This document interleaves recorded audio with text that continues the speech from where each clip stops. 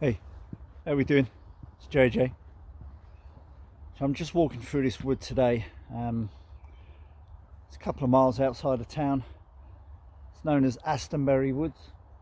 Backs onto Aston. It's a wood that I've known for years and years. And it's a public wood. Anyone can sort of walk through here. It is kind of looked after by Stevenage Borough Council. But this wood is really, really old. It's a triple SI. And it goes way back. At the moment there's a massive covering just behind me. The bluebells are just starting to come out. The wood anemones are out. Well, they're not really out so much today because it's a bit cold, it's a bit gloomy and the sun's in, so they tuck their little heads away, but the bluebells are just sort of starting to come out. And what I have just noticed, where are you? Right behind me here, and there's loads in this section. There are some big ass hornbeam, and a lot of these hornbeam here, these have not been touched, these haven't been coppiced, they haven't been pollarded to reduce the height of the crown and that. These have just kind of been left. Hornbeam is an extremely dense, hard wood. There's a big one behind me, about 12 foot away.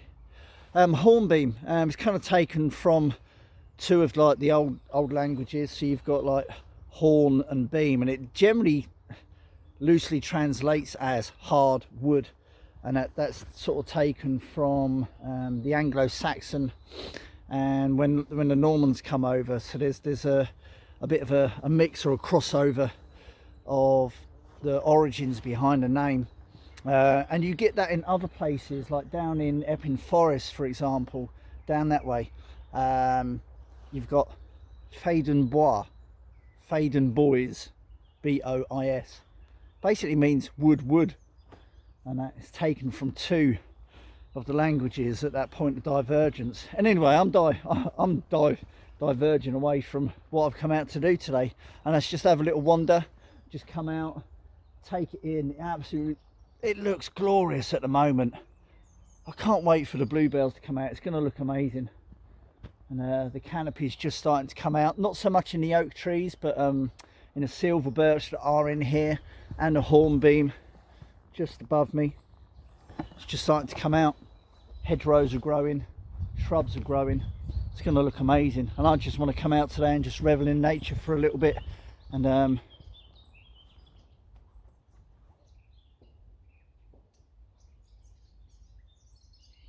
just listen to birdsong. Let's go and have a look, see what we can find. Come on, let's go.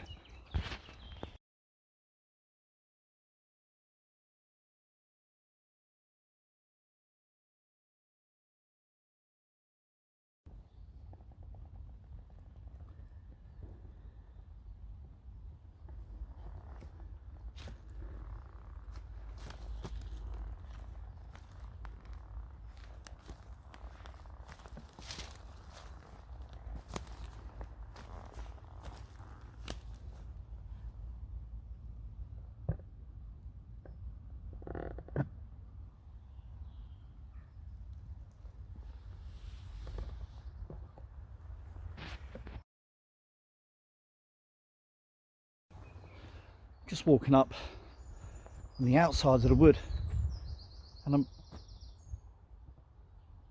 listening to birdsong, recognising the blackbirds. It's thrush, it's blue tit, grey tit, and I just heard this chatter flying through the woods. Couldn't capture it on film. It's not often I say this, but I've actually disappointed to see two birds. And what are those two birds? Green parakeets. Green parakeets. So I'm actually used to seeing them about 20 miles down the road where I do my boot camp and things like that. You get a lot of green parakeets down in like Waltham Abbey and other places like that. Obviously quite a lot in London. Sorry, the wind has just picked up, so I apologise about that. But if there's two, there's going to be more. And I'm actually disappointed to see green parakeets this far up. Do you know what? They're let loose. There's bloody thousands of them, but they're not a native species. They actually take a lot of food source for our own native species, and it's just not something I really want to see. You know, I've seen two. They've flown off in towards sort of the outskirts of town, Stevenage. I dare say there's going to be more, and that's really sort of, I don't like to see that. You know. Yeah, obviously I love my nature and that, but that's not what we want to see in is, you know, green parakeets. That's not good. That's not good. Anyway, I'm going to get myself back into the wood. Catch you in a bit. Green parakeets in Hertfordshire.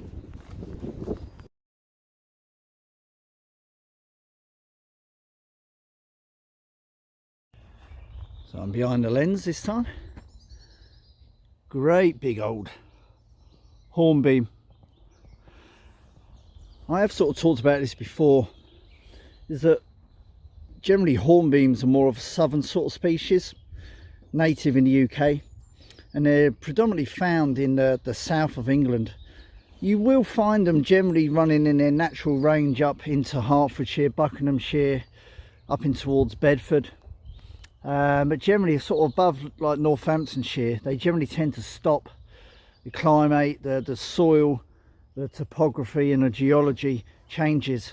Although you do find them further up north, they are generally a planted tree, not a naturally grown species of tree. So one of the other things is that with hornbeam being so dense, it used to be really sort of favoured for people going back, you know, a few hundred years as a source of firewood, because it was so dense it would take a long time to burn through, so you didn't have to take too much away with you or have too much by the fireside. You know, it would last a long time, and that's why it was coppice, and that's why it was pollarded, and you still see bits of that happening today, but nowadays it's quite a slow growing tree, and it's not favoured quite so much anymore.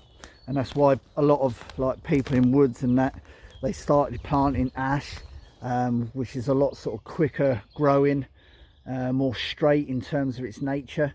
And obviously then we got a lot of ash died back, and you know, a lot of the trees were just sort of left, so a lot of the woods have kind of been not managed properly. But now that's starting to change, and they're really sort of looking at the biodiversity in the woods, about the actual plant species that are reintroduced and grown, and that's great to see. There you go, just a little bit of info.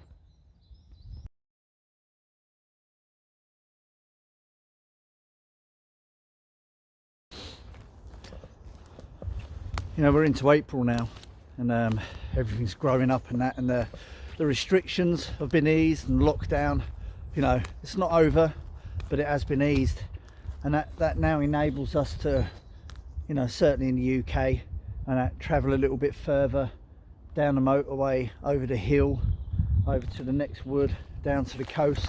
And a lot of people, they're clamoring to get away, and I completely understand that.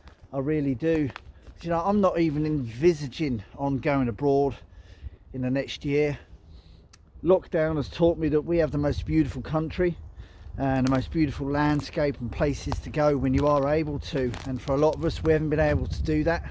So now to actually have that chance just to travel just a little bit further down the road, go to that next wood, go to that next hill range or the mountain range, great, do it, but don't go en masse. And you know, I've seen so many groups, can't wait to go away, can't wait to go away. Do you know what, choose your places wisely. Go and find those little bits that are a bit more off the beaten track. You might have to park your car and walk a little bit further, but do that. Don't go to all the honey spots. I mean, why am I telling you lot this anyway? You know that. Don't go to all the honey spots, and find places that are just a little bit further away, off the beaten track, harder to find, harder to spot, harder to get to. You'll enjoy it more because there won't be as many people. I'm going away. I've got a couple of little trips planned, myself and Jane, and I love that. I can't wait. And we're going to get out in a canoe on the river, and we've got some places to go to and people to see. Can't wait. But for now, Do you know what? This is one thing that's really sort of taught me. Most of us during this sort of this last year, we have been locked down into one very specific area, and I dare say for a lot of you watching this, you have spent more time in one particular area than you've ever had to in your region, your county, your town, your area.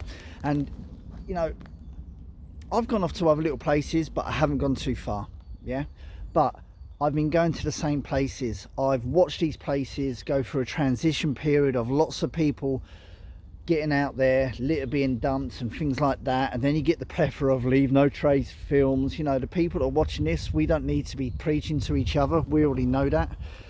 But what I'm advocating is, in your local area, what are you going to do now that the restrictions are eased? What, are you just going to leave your local area and start going off to other places? This is what you do. This is what I've done in the last couple of years.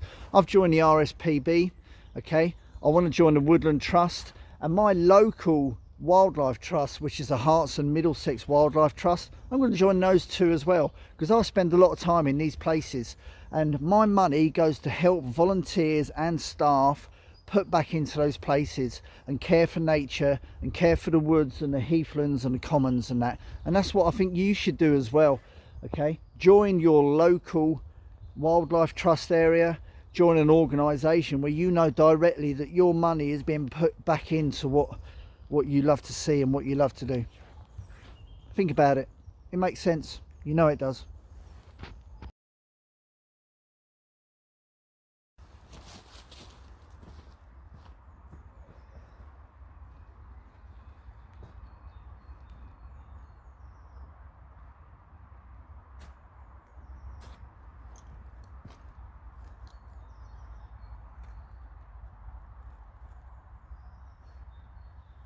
Just wandered over to the other side of the wood, just because of the way the wind direction was coming through. It was blowing quite a bit.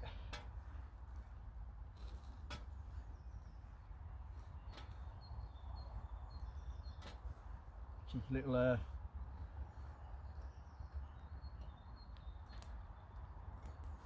bear under the firebox. Been busy at work all week, haven't been out at all. Man need fire.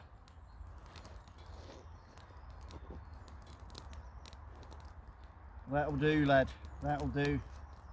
Listen, this is just a little bit of a wander today, just to get out, just to breathe in the woods.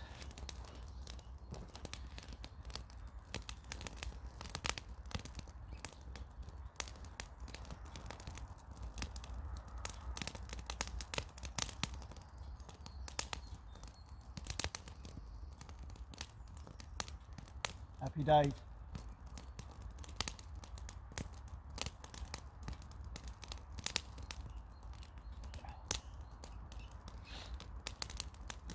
Right, that's enough from me.